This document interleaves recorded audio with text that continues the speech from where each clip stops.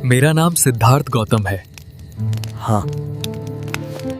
ओ, वही जो कहते हैं कि ईश्वर नहीं है। मैं ये नहीं कहता ईश्वर नहीं, ये भी नहीं कहता कि ईश्वर है। इस विषय पर कल प्रात बात करेंगे। अभी रात्रि हो गई है। आज आप हमारे आश्रम में ही विश्राम करें। अरे, आप यहाँ हैं आज? जब हम अपने शिष्यों से वार्ता कर रहे थे तो आपको वहाँ नहीं पाया। मैं वहाँ उपस्थित नहीं रहना चाहता। आप अपने शिष्यों को संबोधित कर रहे थे। यदि स्वाभाविक कोई प्रश्न मेरे मन में ध्वनि लगता तो आपके शिष्यों के सामने उसे पूछना आपको दुविधा में डाल सकता था। परंतु यहाँ तो एकांत है। अब हम वार्ता कर सकते हैं। आप दुख के संबंध में कुछ कह रहे थे। क्या आप ये मानते हैं दुख सत्य है? आप ये भी मानते हैं कि दुख के कारण भी हैं?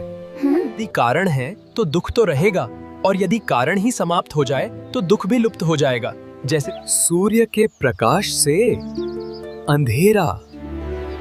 आप सुनी सुनाई बातें नहीं कहते, अपने गहन अनुभव के आधार पर कहते हैं।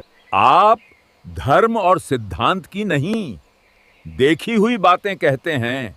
आपने कहा कि मुक्ति का मार्ग है अपने विवेक को जगाना और गुण ध्यान में लिप्त हो जाना, जिससे मनुष्य स्वयं को और इस संसार को भली भांति समझ सकता है।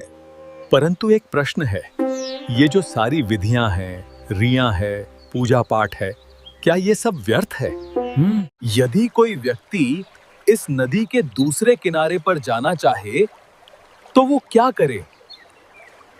यदि जल गहरा नहीं है तो वो चलकर जा सकता है, और यदि जल गहरा है तो वह नाव की सहायता से जा सकता है, या स्वयं तैर कर जा सकता है।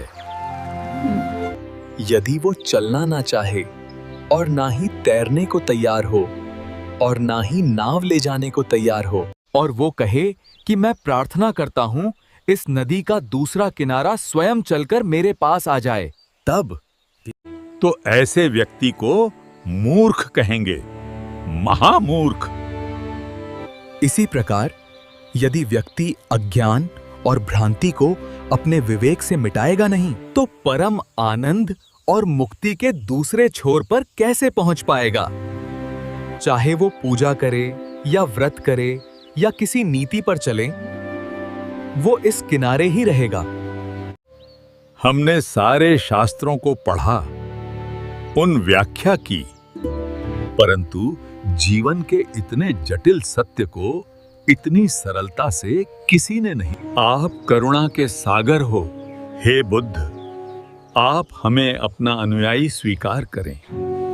बुद्धं शरणं गच्छामि, धर्मं शरणं गच्छामि, संघं शरणं गच्छामि।